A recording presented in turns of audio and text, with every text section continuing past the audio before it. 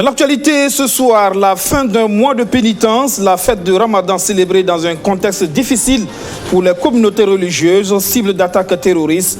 À Ouagadougou, les confessions religieuses ont montré un visage d'union. L'union sacrée face au terrorisme, c'est l'appel du président de l'Assemblée nationale, appel lancé hier à la clôture de la première session parlementaire de l'année 2019. Bala Alassane Sakandé qui appelle également à une trêve sociale. Il regrette la persistance des mouvements sociaux au Burkina Faso.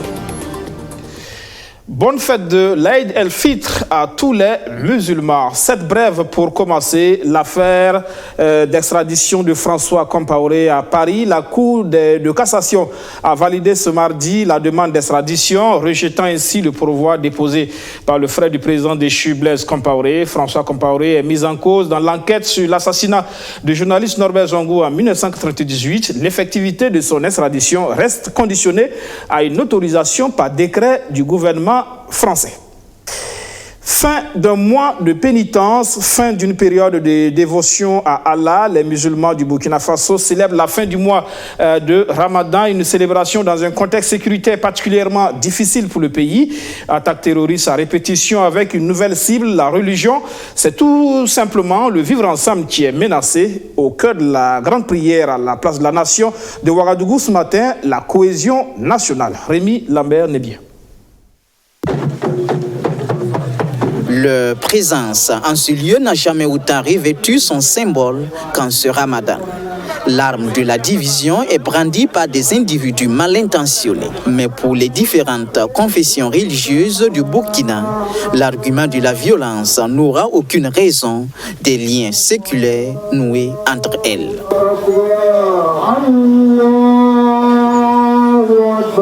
Pour les fidèles musulmans, ces invocations et prières adressées à Allah depuis la place de la nation et partout ailleurs au Burkina n'ont qu'une seule intention, conforter la cohésion sociale par la tolérance religieuse et ethnique.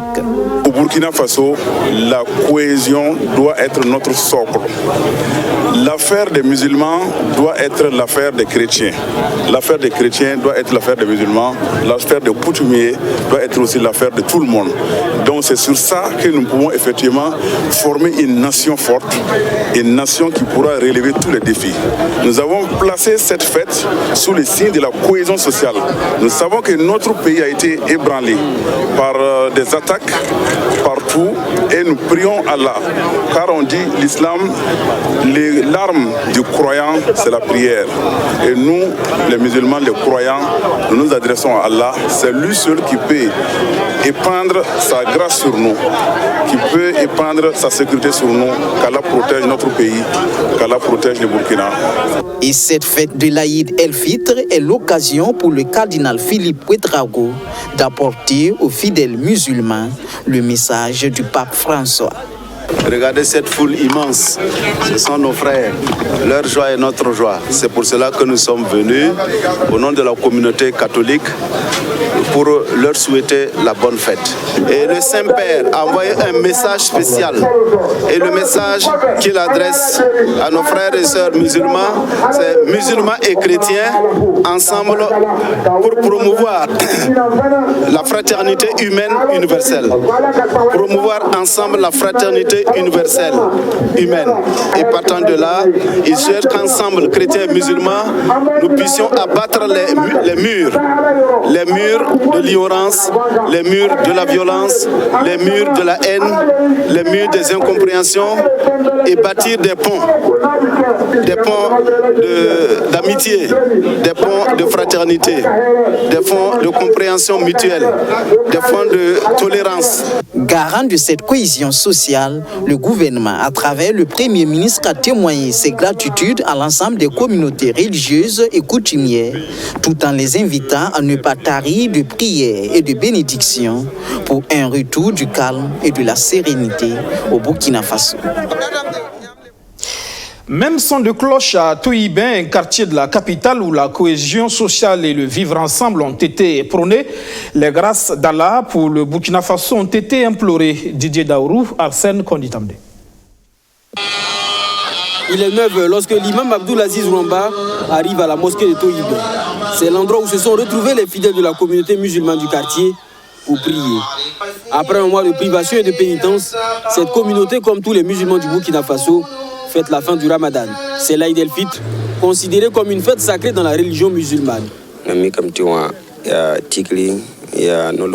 C'est le jour de Ramadan après 30 jours de jeûne et de pénitence. C'est une recommandation du prophète et nous disons aujourd'hui merci à Dieu pour la santé qu'il nous a donnée pendant ce mois de jeûne.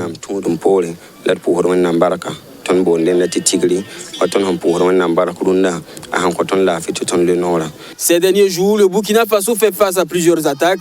Le tissu social est menacé. La communauté musulmane de Toïben invoque alors Allah afin qu'il protège le pays. Elle lance aussi un appel à tous les fils et filles du Burkina afin qu'ensemble le pays soit sauvé. Alors c'est aussi un jour de bénédiction et d'interpellation à tous et à toutes pour que chacun au Burkina Faso, nous nous surpassons et que Dieu veille particulièrement dans nos cœurs afin que nous nous considérons que ce qui nous unit, à savoir notre pays que nous aimons beaucoup. C'est aussi l'occasion pour nous de vous dire que ceux qui interprètent l'islam et les religions dans notre pays et qui veulent créer des dizaines autour de ces religions-là est un faux problème, un faux procès. Parce qu'aujourd'hui, ce matin, à Tuyibi, nous sommes avec la communauté catholique qui est venue nous assister pour cette prière-là. Donc nous rendons grâce à Dieu pour ce qu'il a fait du Burkina, ce pays de cohésion, ce pays de paix, ce pays d'amour. Le Burkina Faso, un pays de tolérance religieuse, marqué ici par la présence de la communauté catholique, comme pour dire, nous sommes de cœur avec vous. Il n'existe qu'un seul Dieu et ce Dieu est amour. Il veut que nous témoignions cet amour à nos frères et sœurs. C'est pourquoi nos responsables ont bien voulu que nous venions saluer nos frères et sœurs musulmans afin de renouer davantage nos liens. Nous leur souhaitons une bonne fête et que Dieu permette qu'il y ait une cohabitation pacifique dans ce quartier. Le jeûne du mois de Ramadan, l'un des 5 piliers de l'islam, est non seulement un mois de prière, mais aussi un mois de partage. Fini la prière, les fidèles regagnent leur domicile. L'Aïd el-Fitr, c'est également l'occasion des repas en famille, des visites aux proches et d'échanges de cadeaux. À Bobo Dioulasso, même ambiance, même discours, la paix, la stabilité, la cohésion et le vivre ensemble. À l'Assemblée nationale, le message de paix, de tolérance et d'union sacrée contre le terrorisme est passé par le président de l'institution, Bala Alassane Sakandé. C'était hier à la clôture de la première session parlementaire de l'année 2019. Le chef de l'hémicycle qui a également regretté la montée en puissance de la fronde sociale et il réitère son appel à une trêve sociale. Arsène Konitambe. Après 3 mois de travaux, c'est la fin pour la première session ordinaire de l'année 2019 de l'Assemblée nationale. Débutée le 6 mars, mercredi décembre, qui marque le début du carême, elle s'achève ce 3 juin, dernier jour du jeûne musulman.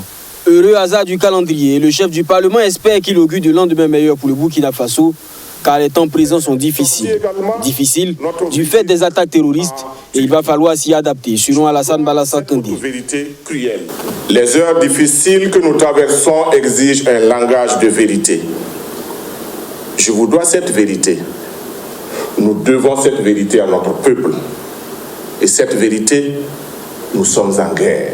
L'histoire des peuples en lutte contre le terrorisme nous enseigne qu'il s'agit là d'une guerre pour la vie, mais aussi une guerre à vie.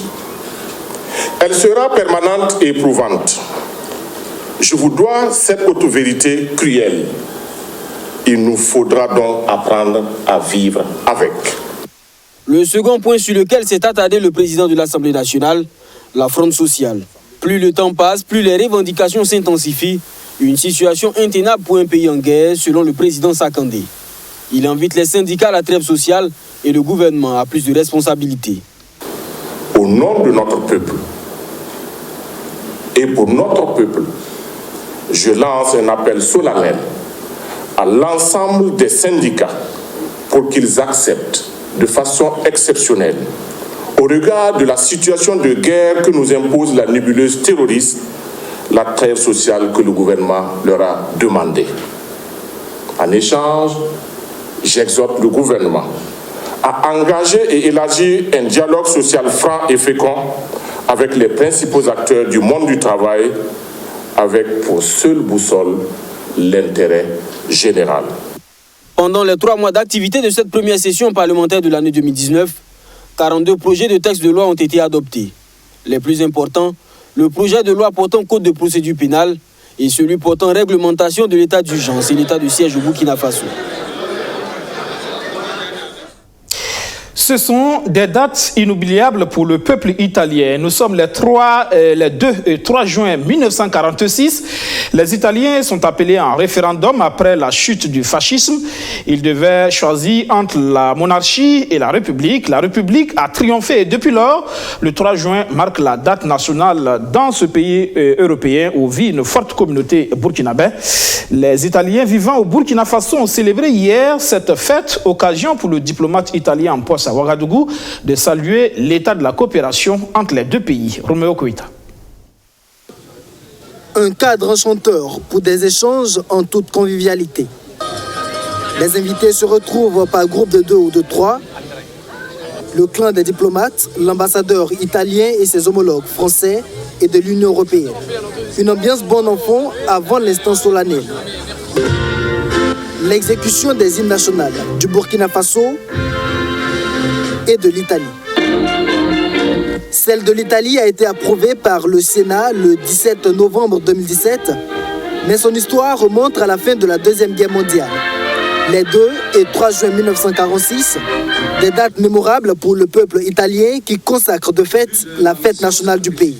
C'est le jour dans lequel le peuple italien a choisi la forme républicaine au lieu de la monarchie. C'était au lendemain de la Deuxième Guerre mondiale, en 1946, le jour dans lequel il y a eu un référendum et la majorité des Italiens a choisi la forme de république. C'est ça, la fête italienne. Les liens d'amitié et de coopération entre le Burkina Faso et l'Italie sont vieux de plus d'une quarantaine d'années. Environ 50 000 Burkinabés vivent aujourd'hui en Italie, la plus forte diaspora burkinabé en Europe. La coopération qui jusque-là était principalement axée sur les appuis budgétaires devrait évoluer au regard des défis sécuritaires auxquels fait face le pays. La réalité le démontre, la question sécuritaire c'est très important dans ce pays. Il faut renforcer les rapports dans tous les domaines, mais surtout un soutien politique du côté de l'Italie au niveau bilatéral et dans les enceintes multilatérales d'où nous pouvons agir au niveau quotidien. Alors vous pouvez compter sur le soutien de l'Italie. Dans cette coopération, le Burkina Faso a aussi des choses à proposer. C'est un partenariat gagnant-gagnant que vise le gouvernement burkinabé. Vous savez, c'est un pays qui a eu une bonne histoire en matière d'utilisation du cuir et nous essayons maintenant de travailler pour renforcer ce axe-là parce que nous pensons que nous avons le cuir à proposer à l'Italie. Et sur le plan aussi des équipements agricoles, nous voulons intensifier cette coopération au niveau de l'industrialisation pour que nous puissions bénéficier de la technologie, de l'apport du secteur privé italien, du transfert de compétences pour que nous ayons des produits manufacturés de qualité qu'on peut à la fois consommer localement mais aussi exporter. Andrea Romoussi, nouvel ambassadeur de l'Italie, est au Burkina Faso depuis 3 mois. Il affirme que son pays a toujours confiance au Burkina Faso en dépit du contexte sécuritaire. Plus d'une dizaine d'entreprises italiennes seraient sur le point de s'implanter au Burkina Faso, annonce-t-il. La fin d'année au collège Notre-Dame de l'Espérance de Tampuy. L'année scolaire a été relativement calme dans cet établissement, ce qui a permis de faire une bonne moisson. Le ministre en charge de l'administration territoriale, parrain de la cérémonie de clôture de l'année, a pu s'en rendre compte. Alexis Belemnaba et Rémi Lambert Nebien. C'est par une célébration eucharistique que le collège Notre-Dame de l'Espérance clôt son année scolaire 2018-2019. Une année de dur labeur pour les élèves et le corps enseignant et du stress pour les parents. Pour l'association des parents d'élèves, l'heure est venue de célébrer l'excellence et le mérite. Des moyennes d'ensemble qui varient entre 12 et 18,24. Une année scolaire écoulée qui a été relativement calme et qui a permis à l'ensemble des acteurs du collège de mener à bien leurs activités. Le secret de notre succès, c'est par la volonté d'abord des élèves de réussir, parce que si tu ne veux pas réussir, nous, on ne peut pas faire le miracle pour toi. Donc, nous comptons sur la bonne volonté des élèves, des enseignants aussi qui se donnent, les parents qui nous accompagnent. Et ceux qui sont en classe d'examen, à partir du mois de février, nous organisons des cours d'appui, surtout pour entraîner ceux qui sont un peu faibles dans certaines matières. Voilà. Donc vraiment, nous demandons que le Seigneur nous bénisse encore cette année et fasse que nos élèves fassent du 100%. Le ministre de l'Administration territoriale et de la décentralisation, Simeon Sawadgo, a salué l'excellence en offrant une enveloppe de 100 000 francs CFA, 2 tablettes, 5 vélos et des fournitures scolaires. Il a invité les élèves à s'investir davantage dans les études pour permettre plus tard au Burkina Faso de disposer d'un capital humain de qualité.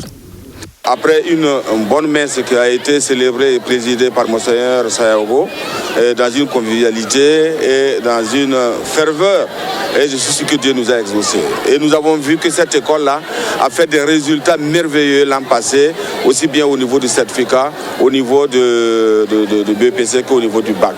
Il y a eu certaines disciplines qui ont été imprimées par les sœurs de l'Immaculée Conception et nous sommes venus magnifier et encourager cette excellence-là.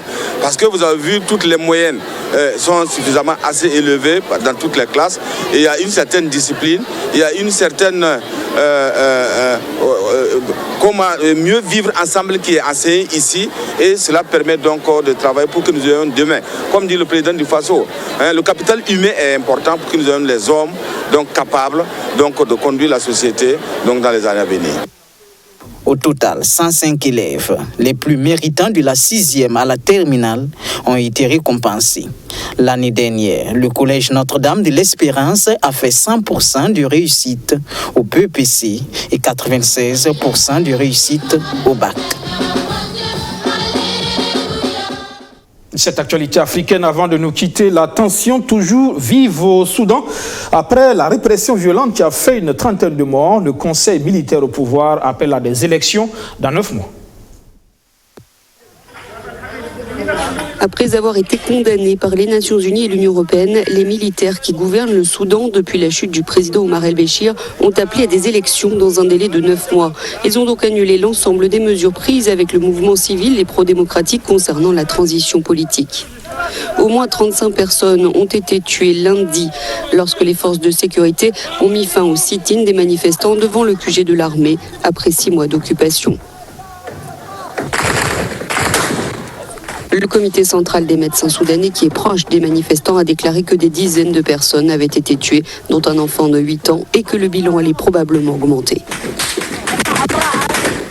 Dans une déclaration lue à la télévision nationale, le Conseil militaire a fait savoir sa tristesse pour l'escalade des événements, affirmant que l'opération avait visé les fauteurs de troubles et les petits criminels. Puis tôt ce matin, il a annoncé qu'il cessait toute négociation avec l'Alliance pour la liberté et le changement, fer de lance de la contestation. Ces violences ont anéanti les espoirs d'une transition pacifique entre l'ALC et le Conseil militaire qui dirige le Soudan depuis le renversement du président Omar el-Béchir en avril dernier.